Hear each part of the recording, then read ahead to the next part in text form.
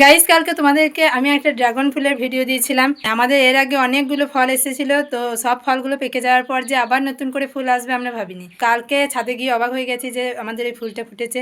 তো অনেকটা আনন্দ নিয়ে তোমাদের সঙ্গে ভিডিওটা শেয়ার করেছিলাম, কিন্তু আজকে সকালবেলায় ঘুম থেকে উঠেই যে এরকম অবস্থা দেখবো ভাবতেই পারিনি। তো দেখবে কি হয়েছে, ফুলটা দেখো ঝরে পড়ে গেছে।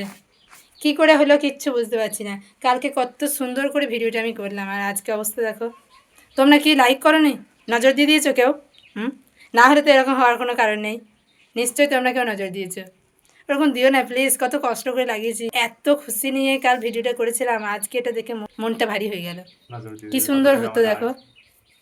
আরে কিছু মনে করো না, এটা বললাম বলে, এমনি বললাম জাস্ট। তো কি করা যাবে, কপাল কপাল, কপালটাই যে ফাটা, তাহলে হবে না নাকি? কি বলিস দাদা? নজর দিয়েছে কেউ না আমাদের কপাল ফাটা? লাইক করে নাই বলে। লাইক করো নি তোমরা? লাইক, এটা কিন্তু কমেন্ট, সাবস্ক্রাইব, শেয়ার কিছু করেনি, ওই জন্য। এটা কিন্তু ঠিক না।